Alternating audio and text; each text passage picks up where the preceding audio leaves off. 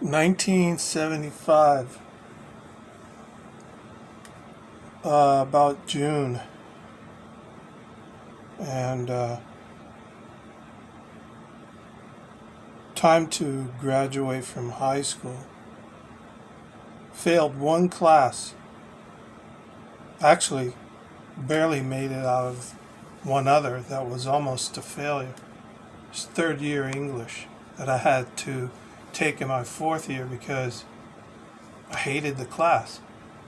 And it's funny, I saw my teacher while I was sitting at the bus stop one day, and I was sitting up on a hill. She was incredible. She was really cool. I liked her a lot. I just didn't like English class. It was too meticulous. And she looked up at me and I smiled and waved at her.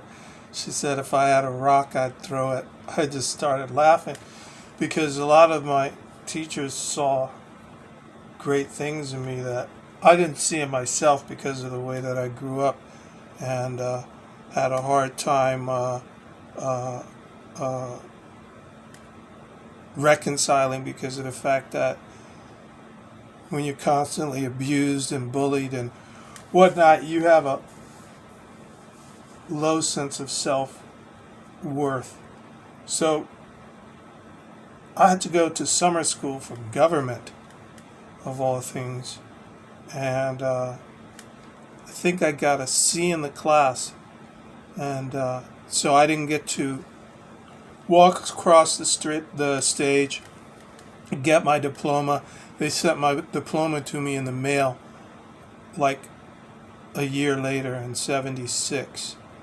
And during that time, summer of '75, I was hanging out at Catholic University. I'd gone to high school right up the hill from there at Archbishop Carroll, so I wasn't a foreigner to that neighborhood. That neighborhood was very familiar with me. The incinerator was down the hill where people used to take their trash and they would burn it until the pollution laws changed. You couldn't burn leaves or garbage anymore.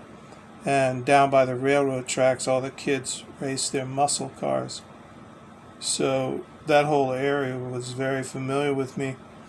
There was a wooden bicycle track down there on Catholic University property with no rails that we rode our bikes around. And if you rode off the edge, you fell about 20 feet, maybe. But we were daredevils back then. So I spent the summer hanging out, just walking around Catholic University after going to government classes to make up for my credits so I could graduate. And ended up at the Harkey Theater by this guy named Father Harkey. And spent the summer in a theater workshop program with about 25 to 30 girls. And went to shows like Blue Oyster Cult, Uriah Heep, Yes, and other bands. Worked for Monty Python, promoting Monty Python and the Holy Grail movie, and got to wear the original costumes, had the coconuts, swords, everything, fake chainmail. And we went around to different movie theaters handing out flyers promoting the movie before it came out, with Monty Python's liaison offices out of New York that came down to Washington, D.C. looking for actors to do that. And they left it on the billboard in the Harkey Theater, and I saw it. So I called the number and worked for them for a day or so. But they're reneging on offers to me for me to help them get to Baltimore and drive up there with them and stuff like that.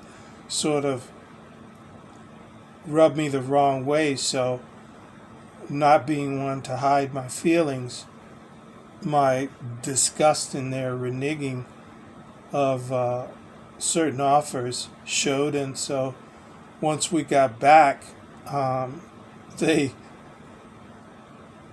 expediently terminated me, and I left, so I didn't work for them for very long. But ended up seeing another ad in the newspaper for this group called the Society of Fine Arts. I'll never forget those guys. Don, Sapp, Huey, Lang, Norm, a bunch of these guys. And it was very cleverly worded. It said, come and work for bands like Kool and the Gang, Gladys Knight and the Pips. Had a bunch of names. And it said, that you would be working for them and promoting them and helping them out. And so I went to an interview, was at a motel in Virginia, right across the line. And the interview was with what ended up being a door-to-door sales crew that sold records to people in various neighborhoods across the continental United States, in this like traveling gypsy troupe of misfitted humanity, people who were more or less a motley crew. And I forgot how they duped me into this, but they said something to the effect that what we were going to be doing was going to be in the next state, and that I got hired. So I met this guy named Derek, and what ended up happening is that there were 3 of us to a room. The room had like 2 king beds, and whoever made the most money that day slept in the bed by themselves, and the other 2 had to sleep together. So that was one instigation to be a top dollar salesperson. And that manifested into getting up at 6:30 every morning, showering and whatnot, brushing your teeth, and going to these meetings where people were rewarded bonuses for the different things like top sales of the previous day, most number of sales, and all around the walls they had these signs: whatever the mind could achieve, whatever the mind could believe and conceive, it can achieve, and all these other things that were anti-negative. And they had an acronym for people who either talked negative or didn't believe in themselves. So they called them WABs, which was an acronym for weak ass bastard. So like every meeting, every morning, up and until I think we had Sundays off, but not Saturdays. And we would have these meetings where people were clapped for and rewarded, and the bosses, who were all very corpulent and well fed, would hold these meetings while the car handlers and the minions would hang around, and then everybody would go to breakfast. And so I did that from DC to Virginia, North Carolina, South Carolina, Louisiana, Mississippi, and Texas, until I got wind of what was going on, to the point of where some of these guys had losing streaks for days, where they just didn't make any money for days, because we were basically selling records. And the sales pitch was, we were cultural exchange students. Every record gave us so many points. Once we accumulated an aggregate of points, we had a chance to be sent overseas as cultural exchange students. So they were actually sending us out over territories that magazine salesmen had just come through, and that other people on our actual crew had gone through and made money off of. And we were going back with the idea we could sell the exact same people who just bought from somebody else and make money off of them.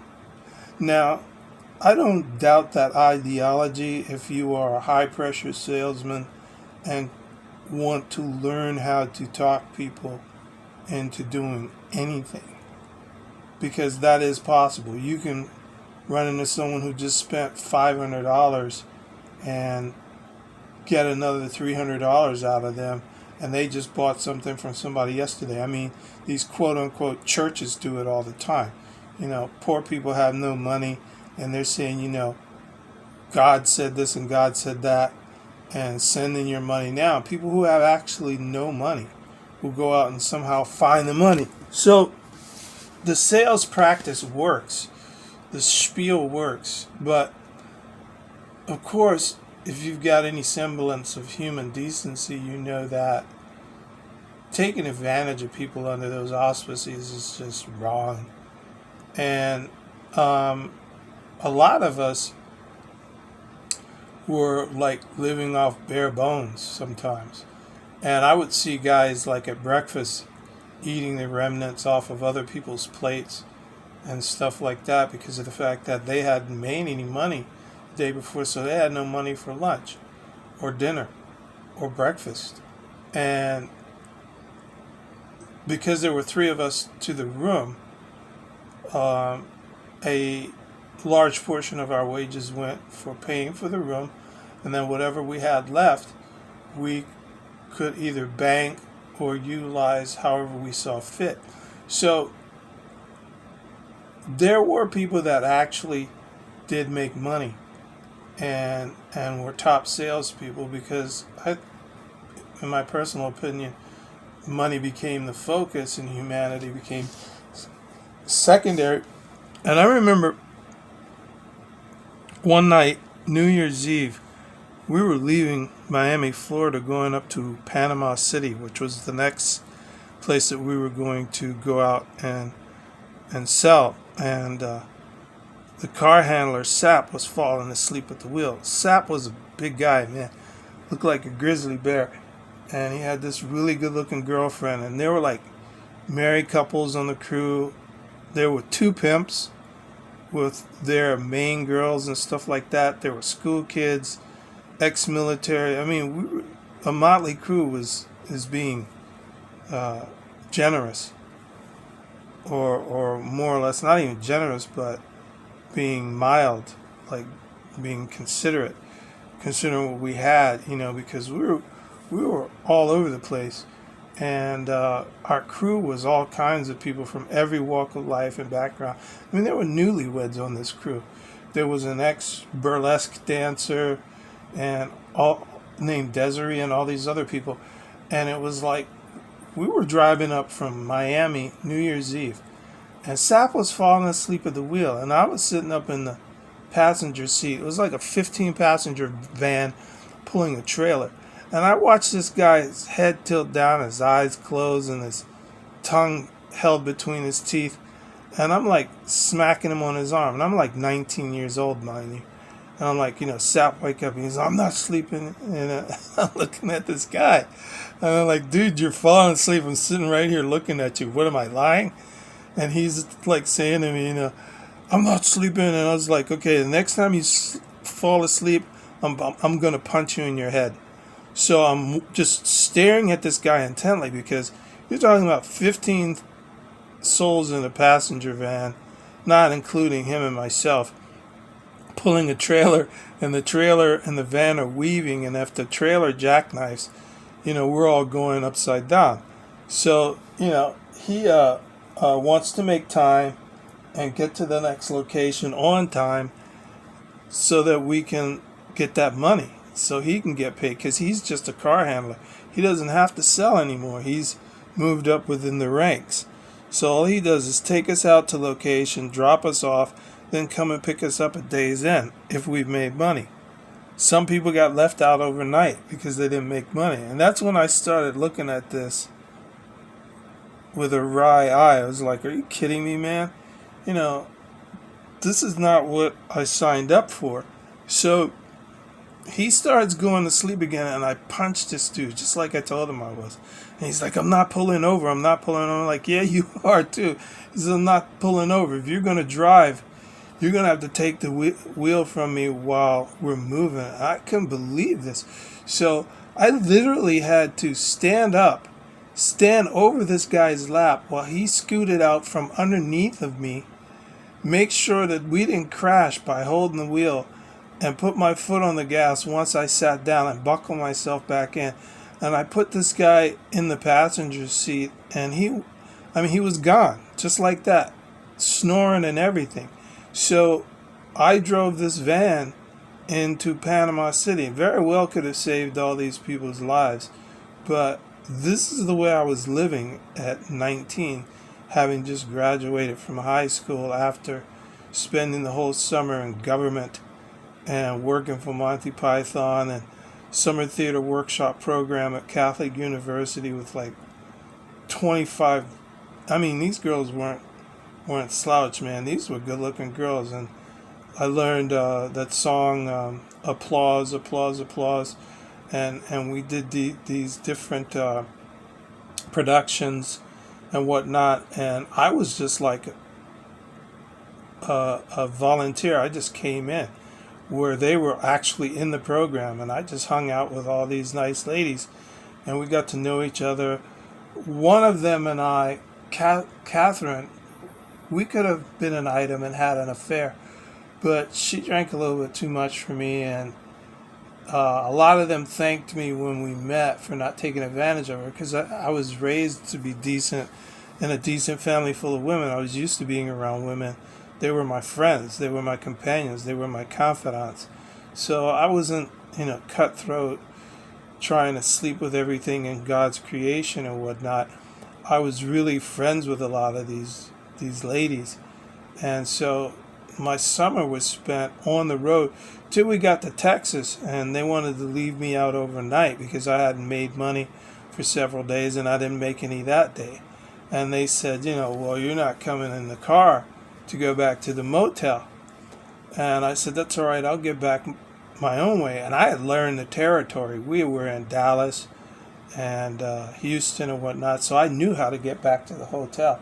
So I got back to the motel. So I got back to the motel, went to bed that night, and at the next meeting, they were having their dialogue, and they were talking about being positive and knowing what doing the right thing and all that was. And they looked at me and said, isn't that right, Stefan? And I looked up at them, and I was like, that morning, man, they put me on a bus, paid for the bus ticket. I'll never forget, Mac did that. Mac drove this Cadillac Fleetwood four-door, dark, big guy. All these guys were big, corpulent, well-fed, hairy, and some of them had beard. Like Mac had beard, Sap had a beard, and Don. I don't think Don had a beard, but all these guys were really well-fed. They were living high on the hog, man. Well, we went out and like the pyramid scheme, the owners of the business do better than the workers. And so they gave me a bus ticket. I caught a bus from Dallas, Texas, back to Washington, D.C. Got fired that morning because I wasn't going to stay out overnight and eat off people's plates and all that other stuff. And I wasn't going to insist upon people that you buy from me even though you've bought from the last 3 people that were at your front door. I had my humanity intact as far as I was concerned, and money wasn't the bottom end. Humanity was the bottom end. I wasn't there to take advantage of people and just get that dollar regardless of what kind of peril or dire straits that it puts people in. I wanted to maintain my humanity, and I cared about people, how they felt, what they were going through. Some of them had horror stories, man. But at the meetings in the morning, they're like, that's negative. We don't want to hear that. We want to hear about what you've done. And it's like, I was meeting cool people. I was meeting, like, you'd knock on random doors in neighborhoods and you'd meet people. And like, some of the girls wanted to go out with me. People were inviting me over for dinner. People were inviting me to go out. The South is beautiful. The South is wonderful. most of the southern states that I was in, I didn't have a problem, except we and the thing is we were licensed. We were licensed to beforehand and given legal permission to solicit, because a lot of the areas had no solicitation laws. So we had to find out what those laws were like from state to state, and then either get permission or not solicit in those states, or come up with excuses when we were caught. I remember we crossed the line one time and we went into this area called Town, and man, the sheriffs there were something out of a movie. I mean, my roommate Derek was an absolute goober, and he used to walk around with this hook-bill knife in his pocket for protection, he said, self-defense, And I'm like, dude, you need to leave that in the room. And he's like, no, man, I'm not doing that, I need protection. I'm like, dude, I'm telling you, if you get caught with that, you're an idiot, and I'm not going to vouch for you. And the thing is that when I joined this troop, it was almost like he was sort of like a guardian, so to speak, because he was hipping me to all the stuff that was going on there. He was telling me about different individuals. It's not so much gossip as it was like forewarning. This person is this, and you got to watch out for that person, and these guys do this and that. And then I was like, okay, that's pretty cool. So I just fortuitously ran into this guy, divine providence, you could say. So, but he was just, I'm sorry, guy was kind of doofy, man. And so it was like we went into this area in North Carolina, I believe it was called Town, and we had crossed the line out of the county where we had been licensed, and we were knocking on doors, and this lady came to the door wearing her underwear, but she didn't look before opening the door. And what I found out later is she thought I was somebody else. So somebody had just left, like her boyfriend or husband or something, and she thought he just came back, and she was behind the door moving stuff out of the way so the door could open fully. So I knocked on the door, and she just opened the door, and she's like, okay, you can come in now. I was like, no, because I saw her bent over behind the door, and I saw her just half of her body from her panties down. I was like, no, that's okay.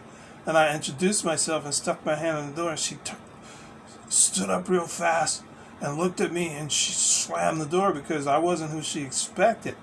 So I left and went to some other doors, and then when I was coming out of this one unit, this sheriff pulls up on me, and he's like, asks me, what the hell are you doing?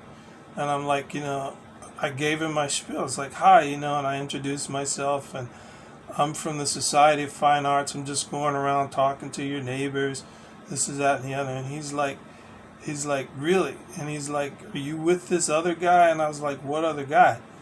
And he's like, and I said, oh, yeah, I know who you're talking about. Yeah, we're together. And so he says, okay, come here. And so he puts me in the back of the seat of the car, doesn't frisk me or anything. And he opens up, we had like this hard case that opened up from the top. And it started off that morning, it was really cold, and I had my sweater with me. So I put my sweater, folded up my sweater and put it in the case along with some 33 RPM record examples of what we sell and some other stuff. So he said, get in the back, and he puts me in the back seat of the car without frisking me, and he opens up my case and he pulls my sweater out, and he opened that sweater like he was going to find $50 billion in drugs, like pinky fingers extended for tea and everything. And when he opens it up, of course it's empty, so he just balls it up and shoves it back in there, puts the case up in the front seat with himself, and he sits in the seat and he goes, okay, go ahead and try something so I can blow your head off. And I was like, why would I do that? I mean, what are you talking about? And so he holds up between his thumb and forefinger Derek's hook bill knife, of all things. I was like, oh no. And he said, have you ever seen this before? I was like, yep, I've seen it. He says, where have you seen it before? I said, it belongs to my idiot roommate. And as soon as I said that, as if on cue, another sheriff's car pulls right up in front of us, face to face. And I look through the windshield, and Derek's sitting in the back seat. He isn't handcuffed either. And he's smiling with me. He's smiling at me with that stupid grin on his face, waving at me. I was like, oh my God. And I said, yeah, that's him. I said, you should arrest him, put him in jail. I told that idiot that he shouldn't carry that thing around. He didn't listen to me. So throw that dummy's butt in jail, you know. And the sheriff started laughing. So after that, man, we were cool. I mean, he let me out the back seat, gave me my case. He let Derek out. I don't remember if he gave him back the knife or not. I don't think he did. But we were all standing between the two cruisers, talking, shopping, stuff like that. And he said, do you know where you are? And I was like, no. He's like, you're in Pofftown, the place where you're licensed to sell is a block away. I said, so we crossed the jurisdiction a block. Okay, so that's where we need to go back. He's like, yeah, because you're not licensed to do this here. And I was like, okay, well, you know, thanks, Sheriff. I shook the man's hand, everything. I mean, I had a good time down south. I mean, that kind of situation for most people could have ended up really, really disturbing.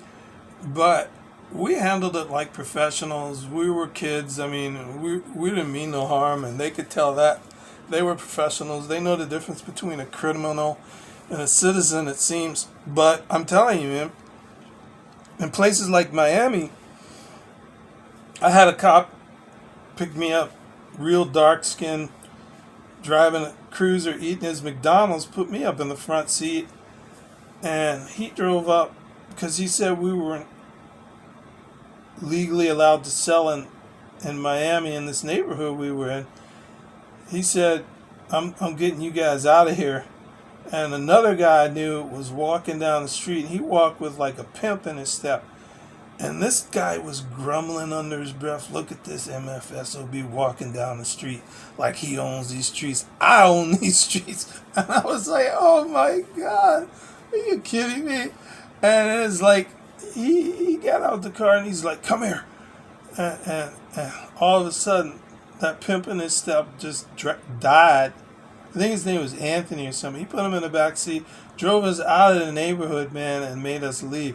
I mean, there's so many stories like I have like this from being on the road working for this group, man, selling records, like the magazine salesman and stuff like that. But this was like my experience at 19 years old.